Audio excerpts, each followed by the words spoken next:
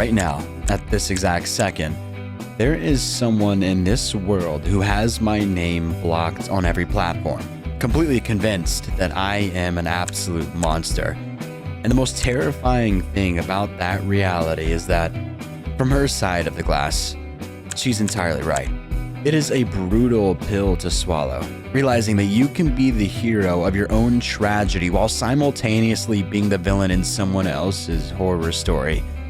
We spend our lives running from the fact that two people can sit in the exact room, look at the exact same scene, and walk away with two separate versions of reality. It's like an invisible wall runs straight down the middle of our shared human experiences, cutting them into entirely different timelines. We operate under this massive illusion that our intentions define us, that because we felt a change deeply in our chest, the person across from us must see it too. But the cold truth of this life is that perspective is the ultimate dictator. It doesn't matter what the facts are, or how pure you think your heart is in a single, desperate moment. Perspective is the true king, the silent judge, jury, and executioner of our memories. And it is the only thing that really matters in the end. A few years ago, I found myself kneeling in a room, pleading with my ex to stay. I remember the exact suffocating weight of the air, the way my ribs felt like they were collapsing, and how every word tearing out of my throat felt like it was forged in the absolute bottom of my soul. I was serious from the deepest depths of my heart, begging for another chance because I believed I had changed. For the first time, I felt this overwhelming wave of clarity. I knew I had made mistakes, unforgivable, reckless mistakes. But in that exact moment, I felt the gears shift. I was completely shifting my entire internal story arc, rewriting the script of who I was just to make myself fit into the narrative I thought was originally hers. I knew, with every fiber of my being, that she was the one for me. I had the suffocating fear that if I let her walk away, I would never find anything better. She was my girl, and I was finally ready to step up and be the man I knew I could be, the man I absolutely should have been. From my perspective, it was a beautiful, tragic rebirth, a moment of raw, naked vulnerability. But that's the horrific trap of perspective.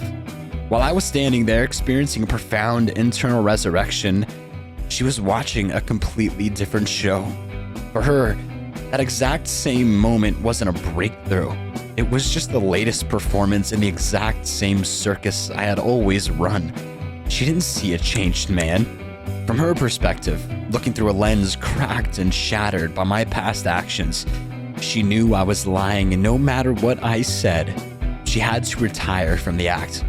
To this day, she still has me blocked. She still views me as the monster I once was. To her, I'm not a person who grew. I'm just a fake wearing a mask, thinking I'm not enough. And as much as that realization tears my insides out, then trust me, as I write this right now, I'm tearing up because it's reminding me of the failure I was and the people I hurt along the way. I can't even blame her. Her perspective is her absolute truth. It is the reality she had to use to survive me. I remember the finality of walking out of her room for the very last time, carrying myself with this sick, fragile pride that you can only find when you are utterly defeated. I held my head up high as I walked down that hallway because the absolute last thing I could let her see was the shattered heart I was leaving right there on her floor. In my head, I ironically prayed that she would just take out a vacuum and clean up the tears I thought had left a physical puddle on her carpet. I acted as if her disapproval and her rejection didn't completely hurt me, but inside, it was the sharpest, most agonizing knife I've ever felt. To this day, letting down the person I loved most is still something I'll never forgive myself for. But look at her perspective again. For her, closing that door wasn't an act of cruelty. It was her first breath of fresh air. She was finally free from a cage she built around herself to protect her from a man who wasn't a man at all. Just a monster taking acting classes. walking out of that front door and closing it behind me, knowing I was never going to come back to that fluffy dog Bruno who always loved to see me. I couldn't help but be happy for her, because to her, the monster was finally gone. Yet, the ghost of that perspective follows you long after the door shuts. On the nights when I feel weak, when the walls feel like they're closing in and I'm locked inside the quiet cell I call my room, drinking my feelings away, I still break. I find myself reaching for my phone on a special occasion, sending that weak, desperate text into the dark, hoping for a crack in the wall. To me, that text is a white flag. It's a broken man who finally managed to find the ledge to a better life, pleading for another chance to prove it. But to her, it's probably just another annoying, selfish intrusion.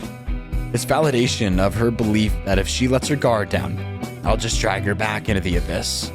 That is the haunting, inescapable weight of perspective. For me, I am a broken man trying to crawl toward a better life.